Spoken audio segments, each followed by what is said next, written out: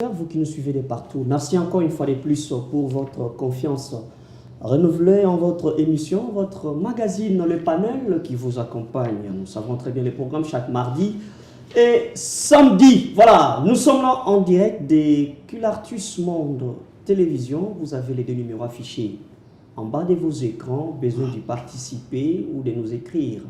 Vous pouvez les faire sans embâche. Le panel toujours présent pour accompagner le peuple congolais. Vous le savez aussi très bien qu'à la une, il n'y a que le politique qui nous réserve des interprétations de part et d'autre concernant soit c'est la révision constitutionnelle, soit c'est la modification ou complètement le changement. On attendait, les politiques les disaient à tout moment ici, il fallait une révision, il fallait le changement, les éminents professeurs en ont parlé. Alors qu'on avait observé le silence du chef de l'État Félix Antoine Tshisekedi Tshilombo, il en a parlé ouvertement à tout le monde. Horizon 2025, alors une équipe sera mise en place pour étudier les dossiers. Et du côté de l'opposition ou de la société civile, beaucoup de bouches pensent que c'est un risque à ne pas prendre. Oui, c'est un risque à ne pas prendre, mais s'il faut prendre les risques du changement, on accepte les coups. Parce que celui qui fait le changement doit se préparer au risque. Mais est-ce que le vrai problème, c'est la Constitution? Bien sûr, les politiques a toujours son œil, son interprétation. Et là même, les philosophes nous parlent de l'intentionnalité. C'est la question éminente qu'on se pose. Quels sont les agendas cachés des politiques? Mesdames et messieurs, pour ne pas faire une étude aléatoire, une étude qui n'est pas approfondie de la Constitution, parce que là, il nous faudrait sur les plateaux de télévision, les constitutionnalistes, ceux qui maîtrisent la matière. Mais nous nous sommes dit, il faut particulariser les choses à un certain moment donné. Deux articles nous intéressent. L'article 70 de la Constitution qui parle du mandat, le délai du mandat du chef de l'État. Et l'article 217 qui nous parle de l'abandon partiel de la souveraineté en vue de l'unité africaine. Trop d'interprétations là-dessus. C'est comme ça que nous invitons les politiques qu'on puisse comprendre. Quand on parle de l'abandon partiel de la souveraineté, c'est la Constitution qui donne ce pouvoir à la RDC d'abandonner partiellement sa souveraineté pour des causes de l'unité africaine. Cela laisse entendre dire quoi? Est-ce qu'il faut abandonner une portion de nos terres? Parce que nous savons que nos terres sont remplies, soit nos terres sont remplies des richesses. Quand on dit abandon partiel de la souveraineté, qu'est-ce que cela laisse entendre? Mesdames et messieurs, je vous demanderai de laisser peut-être sur la table votre télécommande. Restez calmement, c'est le panel, une émission à caractère pédagogique aussi. Mais avant cela, on va ramasser, parce qu'on sera avec les invités ici sur le plateau, on va ramasser l'actualité du jour. Hein. Vous avez compris qu'il y a eu le lancement aujourd'hui à Goma du mécanisme de vérification RDC-Rwanda, initiative qui est pilotée par l'Angola via son président de la République, Lorenzo. Alors, aujourd'hui à Goma, c'était les 5, c'est juste les 5 nécessairement. Le mécanisme de vérification ad hoc renforcé, mis en place pour surveiller la situation sécuritaire dans l'Est de la République démocratique du Congo. Et là, on nous signale la présence du ministre rwandais des Affaires étrangères et le ministre aussi congolais, ou la ministre congolaise des Affaires étrangères, et sur place aussi à Goma pour discuter la question sécuritaire. Mesdames et messieurs, ce sont des questions. Est-ce c'est en présence de la communauté internationale? Est-ce c'est l'aide de la communauté internationale? Est-ce ce sont des plans B? On se pose des questions. Parce que le chef de l'État se bat. Mais l'opposition aussi reste mordicus à ce qu'on peut changer tout sans prendre la Constitution comme un bouc émissaire. Sur ces plateaux, c'était prévu 3. un invité bloqué par les embouteillages, peut-être vers la fin, je ne sais pas, il pourrait arriver en retard. Ceux qui sont présents, je vais prendre d'abord M. Jeannot Mayanga. C'est ça, je n'ai pas massacré le nom. Il est le communicateur avéré de la résistance, les accompagnateurs du PPRD. Merci d'avoir répondu présent à ces grands débats républicains. Merci, M. Jean Miema. Bonjour et bon après-midi aux téléspectateurs. Bon après-midi également à mon frère et ami Emmanuel Mango. Je sais que ce n'est pas la première fois de débattre avec lui, mais sur votre chaîne, c'est la première fois. Je voulais juste corriger quelque chose. La première fois la chaîne, mais pour les panels, ce n'est pas la première fois. Vous êtes un habitué quand même. Mais pour le panel, ce n'est pas la première fois. Nonobstant les absences qui n'ont pas été... Bon, ça va, continuez. Oui, effectivement, il faut Je voulais juste vous taquiner. Très bien, continuez, voilà. Alors, je voulais juste corriger quelque chose. Je suis le coordonnateur de la Ligue nationale des jeunes du mouvement social pour le renouveau. MCR en sigle, un nom du PPRD, parce que vous m'aviez présenté. Ça c'est maintenant ou bien c'est depuis longtemps? Non, c'est depuis belle lurette, hein. C'est depuis très longtemps, c'est connu de tous. Que merci de vous avoir rappelé. Je suis du MSR et MSR, FCC, qui dit FCC, je suis l'ici du kabylisme, je représente en même temps Joseph Kabila Kabange. Très bien, merci beaucoup. Nous aurons le temps, on va d'abord passer en revue ces petits commentaires concernant l'actualité du jour. Mais d'abord, en face de vous, vous l'avez déjà présenté, M. Emango Mango Souli Academia. Moi, je l'aime beaucoup parce que, nonobstant tout ce qui arrive à Gentili Ngobila, il est resté fidèle. Fidèle et égal à lui-même. Merci d'avoir répondu présent à ces grands débats républicains. Je vous en prie, c'est moi qui suis plus heureux même d'être resté encore une fois sur ces... Vous avez changé les looks. On vous connaît avec... Non, ça est toujours, sauf que... lorsqu'il fait beau, remettez à votre... Oui, c'est bien. Lorsqu'il fait beau aussi, nous aimons aussi mettre quelque chose là-dessus, mais les bretelles, c'est ça mon look, c'est ça mon style, et puis je profite de cette occasion d'ailleurs tout droit vers mon autorité morale, l'autorité morale de mon parti qui est présentement en Europe. Je vais juste l'encourager. En Europe, il est parti pour des soins médicaux, mais je sais que bientôt là, il sera de retour. Déjà, il va bien. Et puis, laissez-moi aussi saluer tous les acépiennes et acépiens, plus particulièrement aussi les secrétaires généraux. Pour vous, c'est le déclin. Pour vous, c'est le déclin. L'ACP, c'est le déclin. Au sein de l'Union sacrée, on ne sent pas. La présence des gentils. Au sein de l'Union sacrée, il faut oublier, au sein de l'Union sacrée, il faut voir l'ACP comme parti politique de la RDC qui fait aussi son beau temps, son travail comme il faut. L'ACP aujourd'hui, je crois que c'est tous les pays qui savent comment nous avions commencé et où nous sommes aujourd'hui après cette fièvre électorale qui a frappé presque tous les partis politiques qui étaient allés aux élections. La fièvre de M. Kalima qui ne s'est fait ça, c'est pas une fièvre, c'est...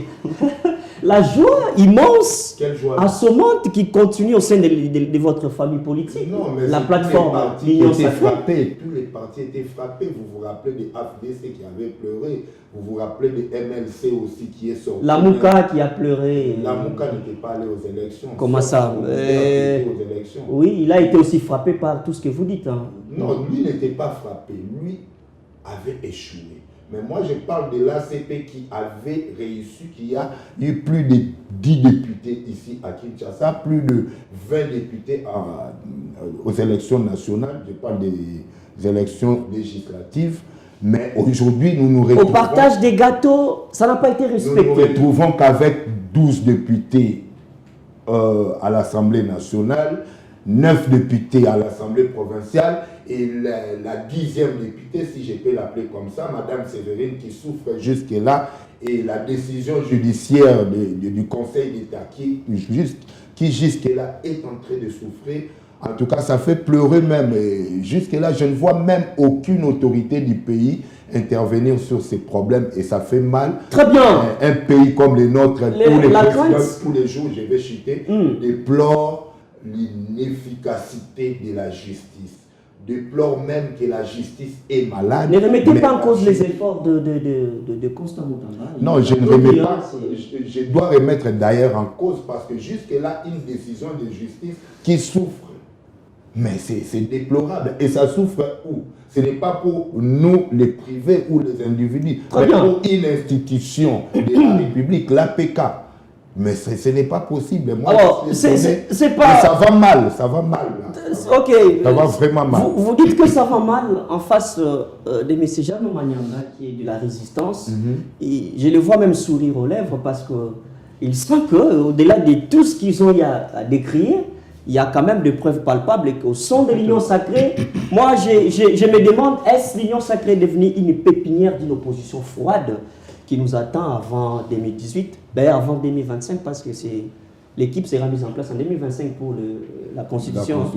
Voilà, merci beaucoup. On fait un petit commentaire sur l'actualité du jour, lancement de ce mécanisme de suivi. Il faut toujours compter. Vous voyez que Félix Antoine Tshisekedi Tshilombo, c'est quelqu'un qui ne dort pas, au-delà de toutes vos critiques, de la résistance, de l'opposition. Hein, c'est quelqu'un qui tient mort du cuisse pour vous.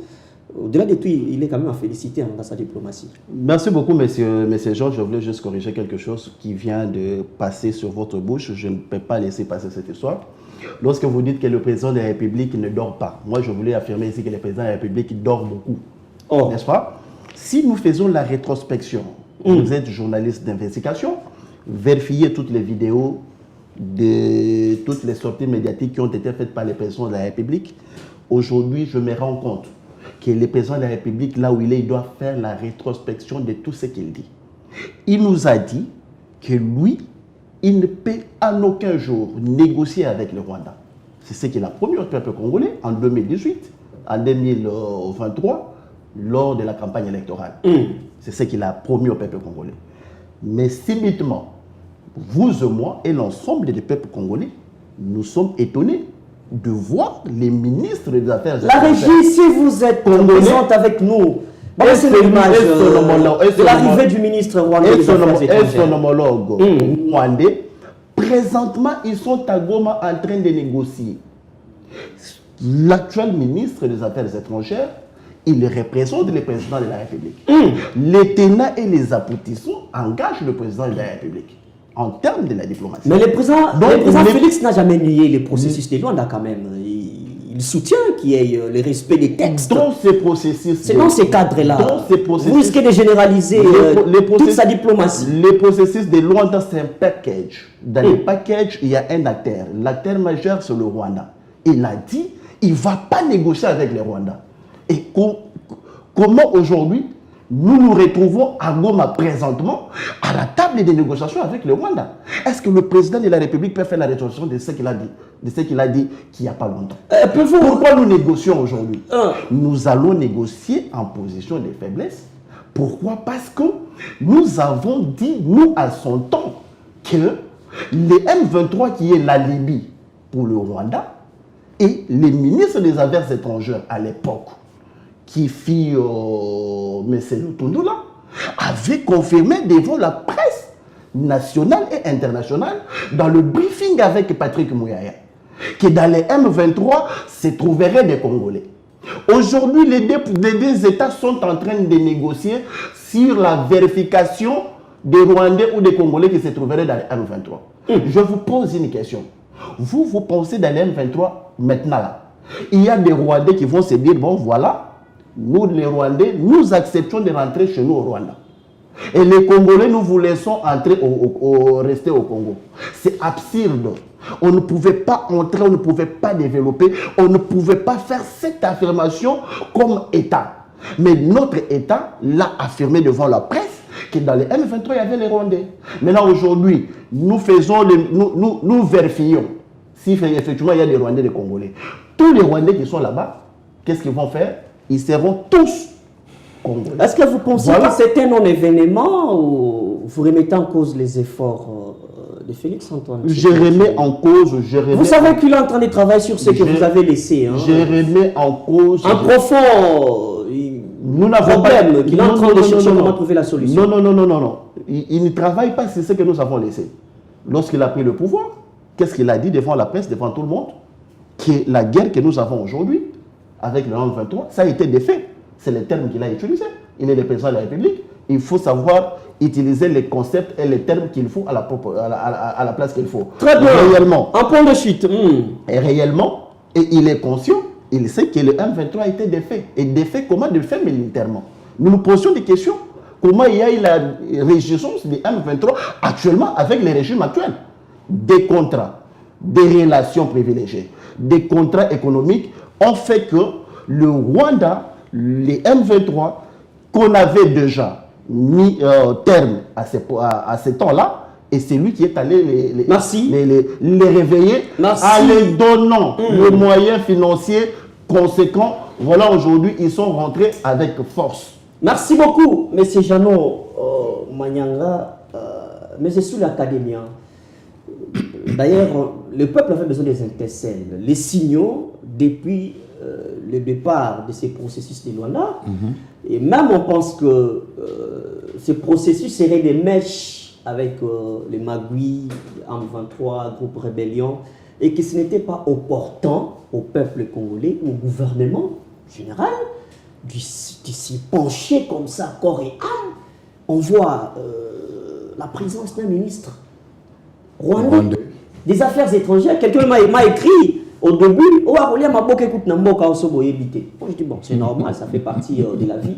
Est-ce que pour vous, vous êtes conscient, moralement vous êtes tranquille de faire que ces processus peut encore se tenir à Goma avec des figures rwandaises?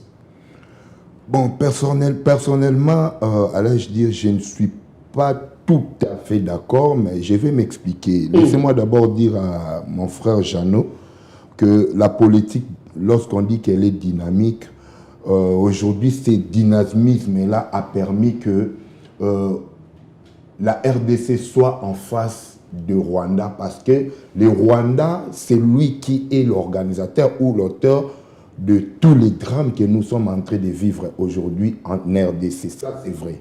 Et ce dynamisme-là ne peut pas faire de Félix Tshisekedi, président de la République, qui devient faible. Moi, je ne vois pas l'endroit où il devient faible. Non, il a juste rappelé ses paroles, hein, parce qu'il faut tenir compte du concept utilisé avec les conséquences y afférentes. S'il rappelle ses paroles, c'est pour dire quoi? Que Tshisekedi ne tient pas ses paroles.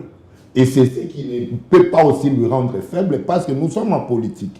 Tshisekedi a dit cela dans quel contexte? Parce qu'il avait d'autres ambitions. On devrait peut-être aller emprunter un autre chemin pour affronter le Rwanda. Comme il avait toujours son canal d'aller avec la diplomatie. Mais lorsque aujourd'hui nous rencontrons le Rwanda, je crois que c'est un message fort pour ceux qui le croient. Mais moi, au début, ici, je répondais que...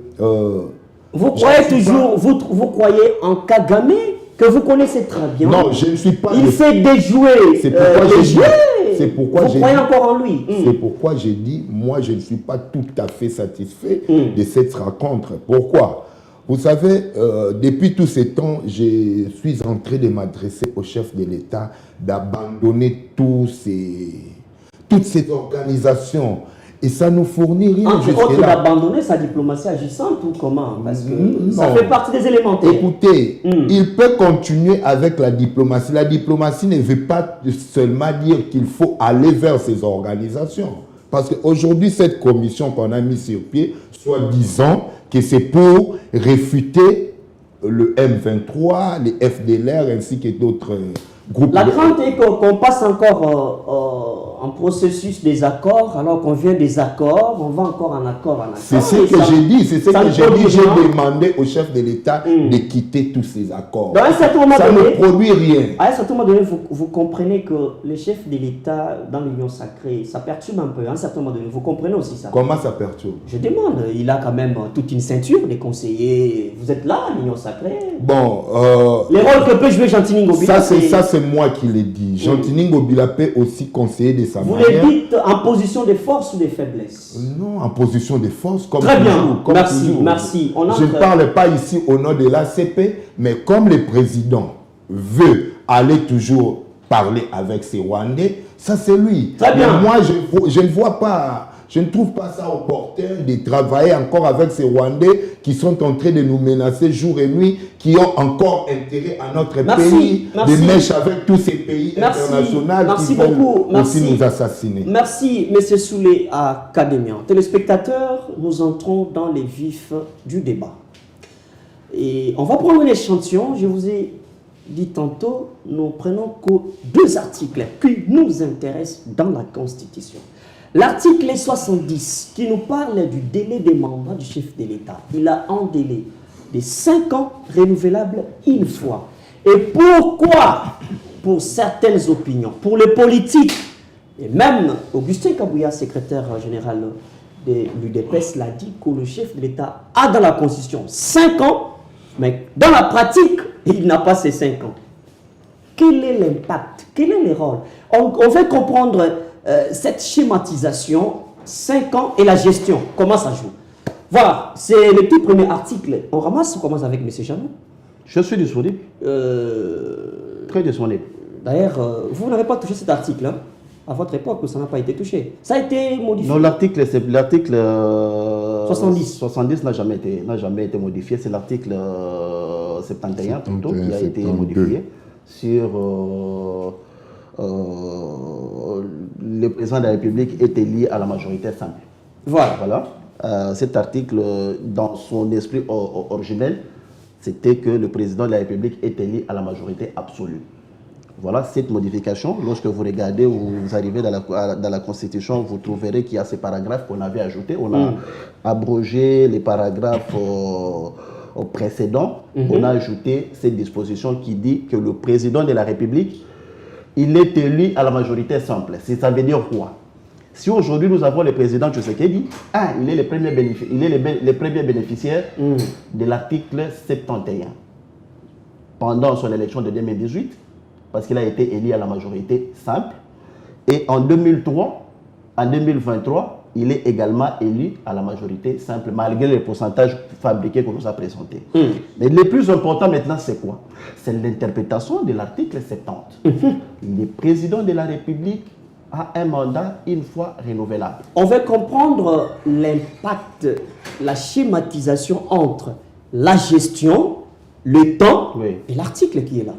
Rien, le temps que nous analysons cet article dans le temps tout comme dans l'espace ne peut jamais bloquer un gouvernement, ne peut jamais bloquer le président de la République. Vous savez qu'il y a des articles connexes ce n'est pas la Constitution qui éclaircit l'article. Ce n'est pas la Constitution qui va bloquer le président de la République. Le président de la République est élu sur base d'un programme. Le projet de société, ce projet de société, une fois arrivé au pouvoir, n'est-ce pas? Il entre, 10 jours après ce que dit la Constitution, le président commence à exécuter le programme qu'il a promis et son projet de société qu'il a promis au peuple congolais. Non, ça ne vous dit rien. Non, vous voulez sauter une étape, il entre en fonction 10 jours après. Oui, ça a été respecté. Il doit d'abord dégager. Ça a été il doit nommer un premier ministre au sein de la majorité. Non, on veut comprendre la schématisation et on veut dégager les temps que perd un chef de l'État pour comprendre pourquoi les 5 ans a de l'impact sur sa gestion. Merci beaucoup. 10 jours après, il entre en fonction. Il doit dégager, il doit nommer un premier ministre au sein de la majorité. Effectivement. Alors, s'il ne retrouve pas la majorité, il doit nommer un informateur. Tout à fait. Et quand il nomme un informateur, celui-là a une mission de 30 jours renouvelable une fois.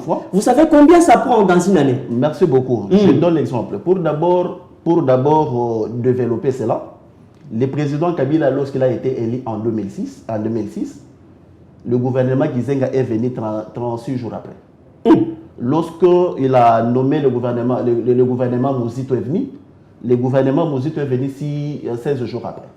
Le gouvernement Matata Ponyo est venu 10 jours après. Donc, les temps, la Constitution ne peut pas bloquer une plateforme politique. Les alliances qui se tissent après les élections, ce sont des alliances, n'est-ce pas, qui sont faites selon vos plateformes politiques qui est faite en amont, tout comme à l'aval. Pour vous, ça suffit. 5 ans pour un chef de l'État, ça lui va. Ça suffit, c'est beaucoup d'ailleurs. Pas d'impact. Ça suffit d'ailleurs pour un président de la République pour bien exercer ou appliquer son plan de société. Très bien. Maintenant, la Libye se trouve à quel niveau? Il faut qu'on explique clairement au président de la République. Prenez le temps, 1 minute. Lorsque le président de la République a été élu en 2019, n'est-ce pas? Le président a fait 8 mois pour former le gouvernement. Il avait dit que non, c'est Kabila qui le bloquait.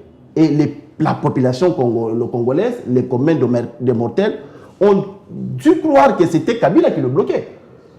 Et aujourd'hui, en 2023, avec la majorité de l'Union sacrée, le président de la République vient de faire encore 7 mois. Voyez-vous, j'emprunte votre logique. Vous avez dit, lorsque le président est élu, s'il n'a pas la majorité, il nomme l'informateur. Le président est élu, le président a la majorité absolue avec plus de 450 députés. Le président ne pouvait pas nommer encore un informateur. Il n'était pas sûr de cette majorité. Non. Nous sommes allés dans ils sont allés dans des plateformes. L'Union sacrée, c'est l'Union sacrée qui a produit 450 députés. J'avais critiqué, nous avons critiqué, nous de l'opposition, nous avons dit, c'était un passe-temps si le président nommait l'informateur. Parce que vous avez déjà la majorité des 450 députés. Il ne faudrait pas nommer l'informateur. Il fallait nommer le formateur qui vient constituer le gouvernement. Qu'est-ce qu'ils ont fait? Ils ont nommé l'informateur Kabouya. Il a consommé les frais de fonctionnement 30 jours. Comme cela ne suffisait pas, on a ajouté encore à l'informateur 30 jours, 60 jours. Il a bouffé les frais de fonctionnement. Vous avez vu ici à l'hôtel Hilton. C'était un pléthore des gens de l'IDPS en train de fonctionner. C'est comme s'il y avait un autre Premier ministre qui s'est trouvé à Merci, M. Jeannot. Voilà là où nous sommes trouvés. Merci beaucoup. Maintenant, les 60 jours sont épuisés. Après, vous nommez l'informateur. Si vous avez passé le temps, ça ne regarde pas la Constitution. La Constitution est claire. Ce sont des désordres. Parce que le leadership de l'Union sacrée était très faible pour désigner les animateurs des institutions. Très bien, c'est comme ça que le chef de l'État a été bloqué. On ne peut pas mettre les désordres d'une plateforme politique, vous le mettez dans la Constitution, ça n'existe pas. Parce que les plateformes politiques n'est pas dans la Constitution. Merci. Ce sont les partis politiques, les regroupements, du point de vue de droit, on les considère comme des associations. Merci beaucoup. Parce qu'on ne peut pas mettre des associations au-dessus de la Constitution. Merci ça, c'est bloquer la machine. Merci. Monsieur Soulé Académien, surtout de votre part, on doit avoir des argumentaires qui doivent aller au-delà de ce que monsieur Jeannot a dit. Ça, cela laisse entendre que vous devez nous expliquer. D'abord, moi, avant de vous poser la question, vous ouvrez d'abord la porte. Vous êtes d'accord que les 5 ans ne suffisent pas pour le chef de l'État à une bonne gestion? Vrai? Vous êtes d'accord ou pas? Ça, je réponds ça pour... Non, vous répondez oui, je ne suis pas d'accord, soit je suis d'accord. Parce que Kabouya a évoqué ça, c'est pourquoi... Non, ce n'est pas parce que Kabouya, moi je vous pose, je vais ouvrir la parenthèse. Je commence par là. Pour vous, est-ce que les 5 ans suffisent pour un chef de l'État? Constitutionnellement d'abord. Est-ce que cet article est... ce n'est pas un article verrouillé. Ce n'est pas un article verrouillé. Monsieur sur l'Académie, est-ce que vous êtes d'accord que l'article 70 de la Constitution ne pose aucun problème pour le chef de l'État? Je ne crois pas que ça pose problème. Vous savez, moi j'ai toujours dit ceci. Notre pays, nous nous sommes habitués à organiser des désordres que nous-mêmes, nous sommes responsables. Tout ce qui s'est passé après les élections, disons après les élections de 2023, sans peut-être citer aussi d'autres élections avant même le président actuel, Félix-Antoine Tshilombo Tshisekedi.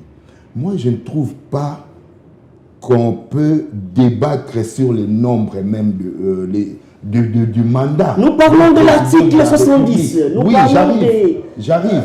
Du dogme. L'article 70. C'est la Bible de la République. L'article 70, il faut aller directement là-bas. C'est clair, le président de la République est élu au suffrage universel direct pour un mandat de 5 ans renouvelable une seule fois, n'est-ce pas? Est-ce qu'il faut toucher cet article? Pourquoi? Parce qu'il y a un parti politique qui allait tripoter et ça nous a amené des problèmes. Non, d'après un jugement des valeurs de votre part, avez-vous compris que avec le chef d'État. Parce qu'il a été clair. L'article n'a pas donné au chef d'État de faire 8 mois pour dégager la majorité ou pour nommer un gouvernement. Mais lui a consommé 8 mois comme ça, on n'avait pas de résultats. Et on pense que pourquoi on n'avait pas de résultats serait à la base de tout. Non, je ne crois pas. C'est ce que j'ai dit. Ce n'est Vous pas déviez comme il y a. Vous voulez les dévier? Non, parlons de ce que nous sommes en train de parler. Examinons cette question scientifiquement. N'intervenez même pas, ne faites pas intervenir même le nom de Kabouya. Kabouya jusque-là a des problèmes sérieux avec son parti politique. Et lui ne parvient même pas à résoudre. Alors vous le faites intervenir dans une affaire de la Constitution il est parmi les membres du Présidium. C'est votre œil politique, il doit quand même soulever son cas. Si vous êtes là, il y a un dirigeant. Ça, vous allez encore... Bon, je m'étais. Mais écoutez...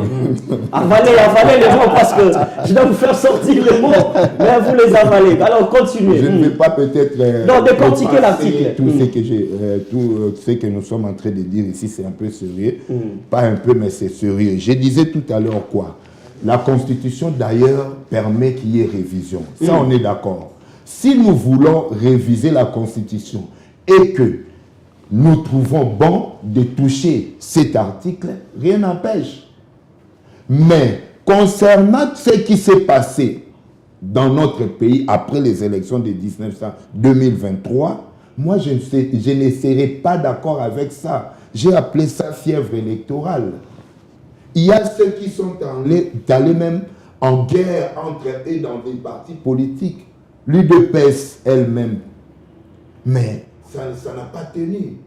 Il y a eu des bagarres dans l'UDPS. On sent qu'il y a des aigris au sein de l'Union sacrée. Hein. Non, pas des aigris. Qu'est-ce que vous réservez à la population en 2028? Non, écoutez, lorsqu'on parle de la Constitution, ne faites pas intervenir l'Union sacrée ou l'UDPS ou la Non, c'est vous qui me poussez à sortir. Non, mais lorsque j'ai dit ceci, lorsque vous voulez qu'on touche l'article 70 parce qu'un parti politique voulait peut-être s'accaparer de tout, moi je ne serais pas d'accord. Alors, s'il faut toucher la Constitution parce que la révision est permise, là on sera d'accord avec... Pas que la révision, mais le changement de la Constitution. Non, les changements de la Constitution, Academia et Mango Mango ne le permet pas.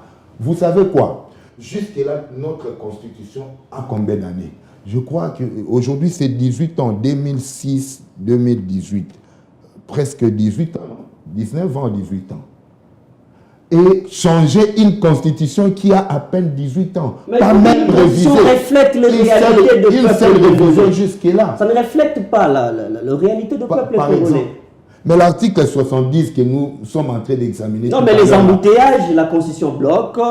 la concession bloque, pas d'électricité, pas d'eau, l'insécurité, tout ça, l'Union sacrée a pensé, pas l'Union sacrée, le chef de l'État a pensé que... Je suis de l'Union sacrée. Alors il faut toucher à la Constitution. Je suis de l'Union sacrée, mais ici je parle de ma Constitution. La Constitution des États-Unis d'Amérique aujourd'hui a 230 ans. 1887 à nos jours. Ils font que amender, ils font que réviser. 18 fois qu'ils ont révisé, qu'ils ont amendé leur constitution. Et nous, qu'est-ce qui ne va pas dans la constitution? Si ça ne va pas, obligé, on doit aller en révision. Ne supposez pas, monsieur Soulé Academia. On est en train de décortiquer cette constitution qui fait couler beaucoup d'encre. Alors, quand vous supposez, c'est comme si vous laissez l'affaire à une autre personne. Dites-nous clairement qu'il y a des choses à réviser aussi dans la Constitution. Non, j'ai dit ça. Il y a des articles à toucher. Mais la Constitution elle-même a laissé une porte ouverte afin qu'il y ait révision. Ça, on est d'accord. Mais je ne voudrais pas qu'on passe au changement de la Constitution. Les changements, c'est quoi? Peut-être pour expliquer à la population, il faut prendre toute cette Constitution qu'on a de 229 articles, brûler les 229 articles. Et créer encore une autre constitution. Est-ce que nous serons d'accord d'évoluer comme ça. Pourquoi je dis ça? Après le président Félix Tshilombo Tshisekedi, il y aura encore un président, Martin Fayulu, qui viendra, qui dira encore cet article-là. Qui est sorti, c'est Martin Fayulu. Et on passera encore au changement de la Constitution. Kabila a voulu essayer, mais tellement qu'il y avait barrage par la population, il n'a pas pu. Alors, nous ne devons pas admettre cela parce que nous sommes scientifiques ici sur le plateau. On n'a pas encore Ce n'est pas parce qu'on est de l'Union sacrée qu'on doit tout admettre, non. Vous aurez une conclusion parce qu'il y a quelques questions qui vont tomber là-dessus. Il y a la Cinco qui a réagi. Bon, vous aurez les réactions de certains politiques ou hommes religieux, hommes d'État. Voilà, merci beaucoup. Monsieur Jeannot, on prend l'article 217 qui nous parle de l'abandon partiel de la souveraineté en vue de l'unité africaine. Vous avez compris mon introduction, on va avoir un éclaircissement. Les parallélismes qu'on comprenne quand on parle de la souveraineté, on envisage quoi? Vous avez le temps. Merci beaucoup. Avant de pouvoir répondre qu'on entre au deuxième partie de notre émission, je voulais juste quand même qu'on puisse expliquer sur l'article 217 l'opportunité de cet article. Il faut qu'on puisse comprendre aussi, parce qu'il y a des approches qui sont développées par le président de la République. C'est ce que je dis, à chaque fois que le président de la République fait ses sorties médiatiques, il doit faire la rétrospection de ce qu'il dit. À Kisanga, il a parlé du changement. Ailleurs, il a parlé de la révision. Nous avons une constitution qui parle, parce que notre constitution reconnaît la révision et non les changements. Nous devons rester dans la logique. Le président de la République est lié par l'article 74, qui est lorsqu'il a prêté serment, lorsque vous lisez l'article 74, qui dit... Il entre en fonction 10 jours après sa proclamation. Le président de la République, je vous épargne d'autres paragraphes, voilà. Il doit observer et défendre la Constitution et les lois de la République. Donc, la situation que nous avons aujourd'hui, le président vient de violer le serment qu'il a prêté récemment, de respecter la Constitution et les lois de la République. Maintenant, nous entrons maintenant dans l'opportunité de la révision constitutionnelle. Notre Constitution parle de la révision, comme je l'ai dit, et non du changement. Maintenant, notre Constitution, nous avons une Constitution qui parle. La Constitution dit ceci. Dans quelles conditionnalités vous pouvez me réviser? Là, nous allons dans l'article 219. La Constitution, elle dit ceci. Il y a l'opportunité de me réviser, n'est-ce pas, dans toutes circonstances. Mais vous ne pouvez pas me toucher. Lorsqu'il y a la guerre, vous êtes dans l'état de guerre. Lorsque vous êtes dans l'état de siège. Lorsque vous êtes dans l'état d'urgence. Je vous pose la question, je pose la question à tous ceux qui nous suivent. Non, mais on peut lever l'état de siège. J'en arrive. Nous sommes dans l'état de guerre, oui ou non? Ça n'a jamais été déclaré. Ça n'a jamais été déclaré. On n'est pas à l'état de guerre. Nous sommes à l'état de guerre, c'est l'état de guerre qui a déclaré l'état de siège. Parce que ceux qui sont... Oui, c'est ça la vérité. Non. L'état de guerre nous a mené l'état de siège. C'est ce que j'ai dit. Les gens que nous avons aujourd'hui, qui sont au pouvoir, ils sont de l'ignorance.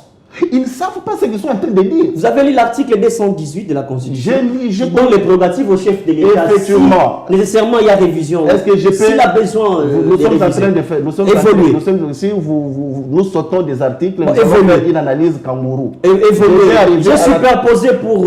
Je vais arriver à l'article 218. D'ailleurs, qui stipule les personnalités qui sont obligés à l'initiative de la révision constitutionnelle. D'abord le chef de l'État, comme l'a dit le président Félix. Les chefs de l'État, par voie de proposition, n'est-ce pas? Les membres du gouvernement est décidé en Conseil des ministres par les deux chambres du Parlement par voie de projet de loi. Et la quatrième position, on admet on remet à la population par la voie référendaire. Maintenant, le verrou de cet article, c'est quoi?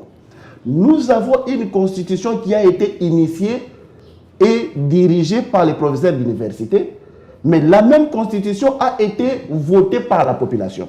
Le président, ça veut dire quoi? Le président va initier. Les membres du gouvernement peuvent initier. Les deux chambres du Parlement doivent initier la modification, ainsi de suite. Mais cette constitution, telle qu'elle a été votée par voie référendum par la population, toute forme d'initiative qui découlerait de toutes ces personnalités, nous devons soumettre ça à la population qui est souverain primaire. C'est ce que ça veut dire l'article 218. Maintenant, je reviens à l'article 219. L'article 219 est clair. Il y a 3 paragraphes. Vous ne pouvez pas me réviser pendant l'état de guerre, virgule, pendant l'état de siège, virgule, pendant l'état d'urgence, virgule. Nous avons 2 paragraphes qui bloquent ces dispositions de la révision constitutionnelle. Nous sommes pendant l'état de guerre. C'est l'état de guerre qui nous a mené l'état de siège. C'est-à-dire on ne peut pas changer ou réviser la Constitution au moment où nous sommes pendant l'état de guerre. Nous sommes également pendant l'état de siège.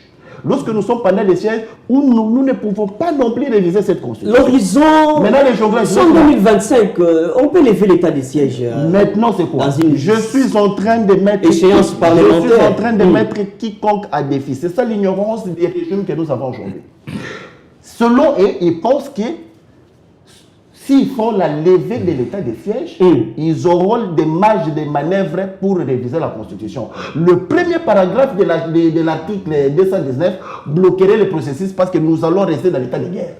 Aujourd'hui, nous avons les 2 ministres à Goma, tel que nous l'avons analysé dans votre pays, en train de négocier. Ils sont en train de négocier pourquoi? Parce que nous sommes dans l'état de guerre. Voyez-vous? Mais c'est est bloqué. J'arrive maintenant. L'article 217, qui fait beaucoup, qui a eu à faire couler beaucoup d'encre, c'est par ignorance. Il faudrait que les gens qui sont au pouvoir puissent développer l'essence historique de certaines dispositions constitutionnelles. Notre pays, comme vous le savez, en 1967, avec l'arrivée de Mobutu, avec ce qui s'est passé à l'Union africaine, la charte de l'Union africaine avait autorisé, avait demandé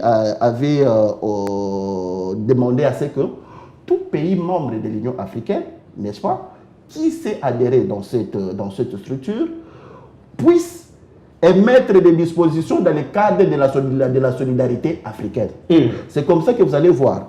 L'article 217 ne vient pas de Joseph Kabila comme l'actuel régime le présente. Cet article tire son origine dans d'autres constitutions précédentes. Je prends l'article, je prends la constitution de 1967 a produit cette disposition.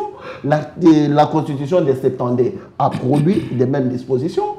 L'ébauche de la constitution des CNS, Conférence nationale souveraine, 92, 91, 92, 93, a produit la même disposition. Là, je parle pour le cas de notre pays. Maintenant, j'en arrive. Nous sommes en droit comparé. Lorsque nous allons dans le droit comparé, cette disposition se trouverait dans plusieurs pays membres de l'Union africaine pour la sauvegarde de l'unité africaine. Cette disposition, par exemple, est dans la Constitution.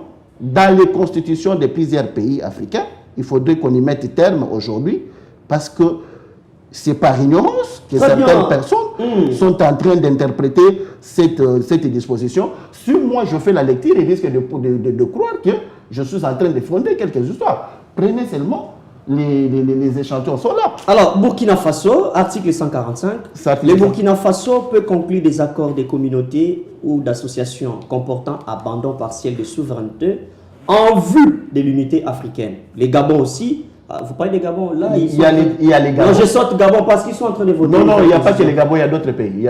Je prends ici le Sénégal, article 96. La République du Sénégal peut conclure avec les États africains des accords d'association ou des communautés comportant abandon partiel de souveraineté en vue de réaliser l'unité africaine. Donc, les FCC, Kabila ne peut pas payer l'ignorance de ceux qui sont au pouvoir. Nous ne pouvons pas payer l'ignorance de ceux qui sont au pouvoir. Je vais vous revenir. J'ai une question, vous avez quand même consommé 5 minutes, je vais vous revenir. Si vous m'accordez peut-être une minute. Faites un point de chute. Oui, faites un point de chute. Nous ne pouvons pas payer, les peuples congolais ne peuvent pas payer l'ignorance des régimes. Il faut lire. Alors, je vais vous parler maintenant de la souveraineté. Là où maintenant, lorsqu'on parle de l'abandon partiel de la souveraineté. En termes juridiques, qu'est-ce que dit la souveraineté? Aujourd'hui, la souveraineté, c'est lorsque vous hypothéquez une partie de votre fonctionnement de pouvoir n'est-ce pas? Le fonctionnement du pouvoir. Le fonctionnement de l'État pour l'intérêt...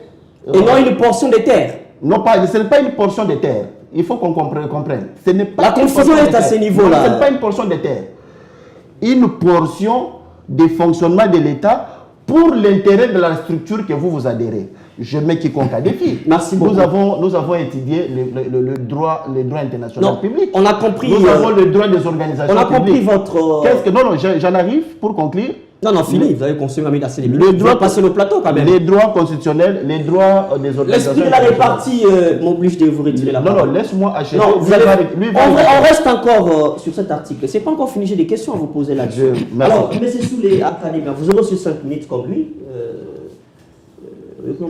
Parce qu'apparemment, il y a 5 minutes et non, vous en aurez aussi des... Non, il va les récupérer. Ouais, son point de chute, va les récupérer. C'est ça la quintessence de ma question. L'essence, c'est de nous faire comprendre parce qu'on confond, je ne sais pas si on confond, ou c'est vrai, quand on dit l'abandon partiel de sa souveraineté pour l'unité, pour des causes de l'unité africaine, on pense qu'il faut abandonner peut-être 3 km à l'est de la démocratie du Congo.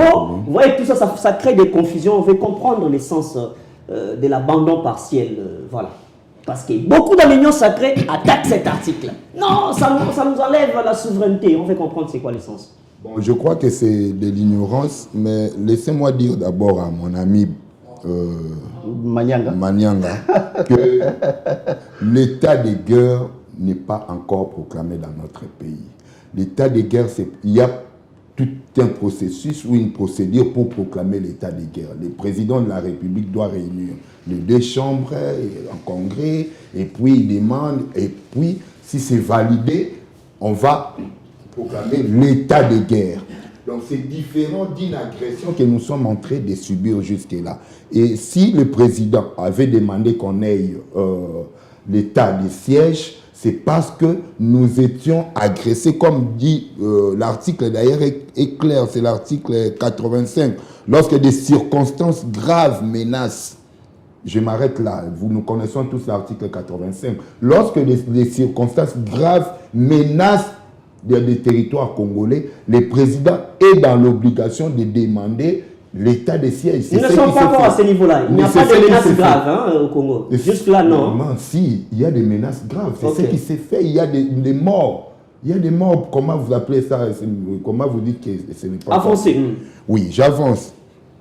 Et parlant de cet article, la portion de la souveraineté... L'abandon partiel. L'abandon partiel de la souveraineté, pardon, ce n'est pas synonyme de l'abandon partiel du territoire. Une portion de terre ou de notre territoire. Il y a trop de débats là-dessus. Moi, je me pose des questions. On doit comprendre l'essence de l'abandon partiel. Je donne un exemple d'un pays ou de 2 pays qui ont cédé aussi leur souveraineté. Par exemple, la France.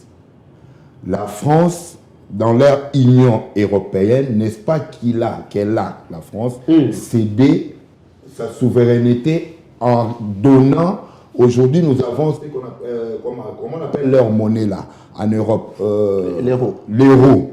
C'est ça même la souveraineté. Mais disons à la population que les territoires ou une portion d'une terre fait partie aussi de la souveraineté. C'est là où il n'a pas touché. Hein. Ça vous ajoutez. Non, je vais arriver. D'accord, vous allez prendre la parole. Vous allez prendre la parole. Je vais prendre la parole.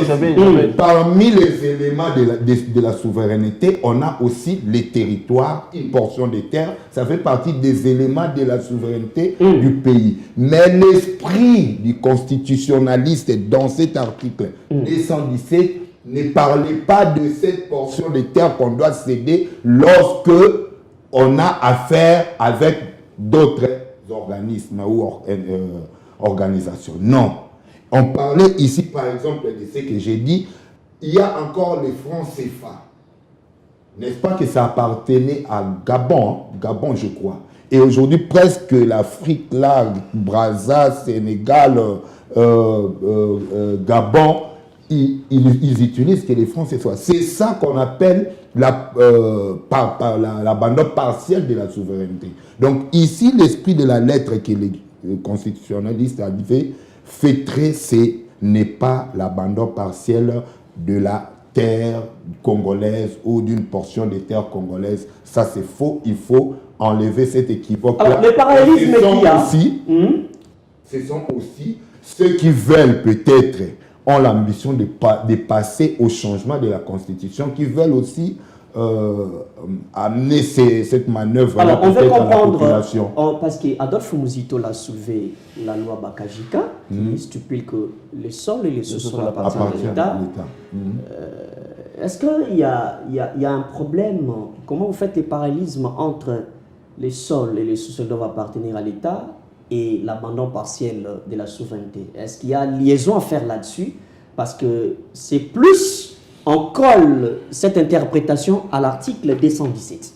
C'est comme ça que l'interprétation se passe. Est-ce que la loi Bakajika impacte aussi quelque part la souveraineté? Ça impacte la souveraineté, oui, parce que ça dit quoi? Les sols et les sous-sols appartiennent à l'État. Donc ça met encore, ça vient marteler, ça met accent sur ce qu'on est en train de parler. Est-ce que ce n'est pas le sens d'irresponsabilité quand les sols et les sous-sols échappent au contrôle de l'État? Parce que le président l'a décrié en disant qu'il y a des exploitations illicites qui se font, on exploite la terre. C'est problème de la Constitution, problème d'irresponsabilité ou problème de... Mais c'est de l'irresponsabilité. Je ne dis pas que le président de la République est... Je ne vais pas vous faire sortir des mots écoutez, non, de votre bouche. J'ai des bombes qui... Je vous bombarde des questions qui risquent de me faire sortir des paroles. Je reste comme rationnel. Moi, lorsque je fais ma communication, je vais raisonner ensemble avec la ceux qui sont aussi plus intelligents. Qu'est-ce que peut dire le président de la République? Ça ne vous intéresse pas. Lorsque le président de la République démocratique du Congo est dans ses frontières du 30 juin 1960, un État de droit indépendant, souverain, uni et indivisible, social, démocratie et laïque. Son emblème, tout ça, je vous épargne. Pourquoi j'évoque cet article premier de la Constitution? N'est-ce pas que le président de la République, lorsqu'il prête serment devant la Constitution, qu'est-ce qu'il dit? Il est d'abord le garant du bon fonctionnement, c'est lui qui protège les territoires congolais, c'est lui qui protège la République. Et lorsque nous perdons même 1 centimètre de notre terre, ça devient une irresponsabilité, n'est-ce pas? Non, ne posez pas la question. C'est à vous de répondre. Moi, je suis pas au pouvoir. Cet article-là ne veut pas dire ce que les gens sont en train de nous faire croire. Parce qu'aujourd'hui, il n'y a personne qui peut dire, parce qu'on est en collaboration ou en partenariat avec l'Angola, qu'on doit céder une portion de terre. Non. Alors, M. Chano, très bien. Au moins, Kabila qui l'a fait en faisant quoi? En mentant la population, excusez-moi, il a menti la population que non, j'ai cessé, j'ai terminé, pardon, la guerre avec les Rwandais, j'appelle ça guerre, mais hors la nuit, les Rwandais tous les jours venaient pour exploiter la richesse congolaise. Alors, Kabila n'est plus au pouvoir, Kabila n'a plus d'armée, il n'a plus des banques, il n'a plus, c'est vous qui avez les bâtons des commandements. S'il lui a travaillé mal, vous avez tout le pouvoir de corriger Kabila, je reviens à vous. Monsieur Janon, les parallélismes et de comprendre l'impact. D'ailleurs, vous, à votre époque, Kabila a rejeté, quand vous avez révisé la Constitution, pourquoi vous n'avez pas tenu compte de la loi Bakajika? Donner le pouvoir à l'État de contrôler la terre, les sols et les sous-sols. C'est comme si il y a à boire et à manger dans cet article. Depuis Kabila. Il n'y a pas à boire et à manger. C'est ce que je suis en train de dire, c'est un problème d'ignorance au sommet des animateurs de certaines institutions. C'est l'ignorance qui tue. C'est l'ignorance qui est en train de tuer les gens qui sont en train d'initier cette approche. Effectivement, pour répondre à cette question, la loi est claire. La loi Bakajika dit les sols et les sous-sols appartiennent à l'État. L'État, c'est une personne fictive. L'État, ce n'est pas une personne musclée quelque part. C'est vous, c'est moi qui représentons l'État dans les institutions. La Constitution a ajouté pour dire ceci. L'État exerce sa souveraineté sur le sol. Lorsque l'État exerce sa souveraineté, cela sous-entend quoi? Votre sol qui doit être représenté par une personne fictive qui représente l'État. C'est là que les gens qui sont au pouvoir ici définissent la question de la souveraineté, l'abandon des terres. Ce n'est pas ça. Nous ne pouvons pas payer leur ignorance. La souveraineté de l'État, c'est-à-dire quoi? La souveraineté de l'État, c'est l'ensemble des services qui représentent un État, dans un État moderne. Nous avons la présidence, nous avons les institutions, nous avons la population, nous avons les territoires, ainsi de suite, qui fait l'ensemble de la souveraineté. Maintenant, lorsqu'on a expliqué l'article 217 sur l'abandon partiel de la souveraineté, c'est-à-dire quoi? C'est l'expression, n'est-ce pas, du droit international des organisations internationales. Qui dit ceci? Lorsque vous appartenez dans une organisation internationale qui a une mission définie, la mission dans laquelle vous vous intégrez dans cette organisation, n'est-ce pas? Comme Emmanuel Mango a dit de l'Union européenne avec la création de la zone monétaire euro, vous cédez votre souveraineté de la monnaie et des transactions des zones douanières par rapport aux objectifs des organisations. Donc, c'est-à-dire, nous, le Congo aujourd'hui, nous sommes partie prenante dans l'EAC. Donc, nous avons hypothéqué une partie des souverainetés de notre État concernant les objectifs de l'EAC. Quels sont les objectifs, par exemple, de l'EAC? Abandon des terres, c'est dans les objectifs principaux. Abandon de? Les pays membres de l'EAC doivent abandonner les terres pour l'intérêt des États membres. Ça, c'est bien. C'est un peu plus clair. Oui, allez lire la charte de l'EAC. Non, mais c'est moi qui en face de ceux qui le comprennent. C'est clair dans la charte de l'EAC. Les pays membres de l'EAC doivent abandonner les terres. Maintenant, c'est comme ça que par leur ignorance, et ils sont allés appliquer l'article 217 pour dire nous allons céder des terres. Et ils prennent des terres comme comme la souveraineté. On dit la souveraineté égale aux terres. Ce n'est pas notre problème. C'est l'ignorance de ceux qui sont au pouvoir. Voyez-vous, aujourd'hui nous sommes dans les Nations Unies, avec les services dérivés des Nations Unies. Lorsque nous sommes allés dans les Nations Unies, comme pays membre, la souveraineté, par exemple, dans les Nations Unies, nous avons l'UNESCO, nous avons l'OMS, nous avons les services, les dérivés des Nations Unies. Nous avons hypothéqué notre souveraineté dans les domaines de la santé, dans les domaines de l'UNESCO, pour l'intérêt des Nations Unies. Voyez-vous, c'est ce que ça veut dire céder une portion de souveraineté. Parce que les Nations Unies n'ont pas parlé de terres. L'Union africaine n'a pas parlé de terres. Mais l'EAC a parlé de terres. C'est parmi les objectifs de l'EAC. Je suis en train de poser des questions. Comment nous pouvons signer? Comment nous pouvons adhérer?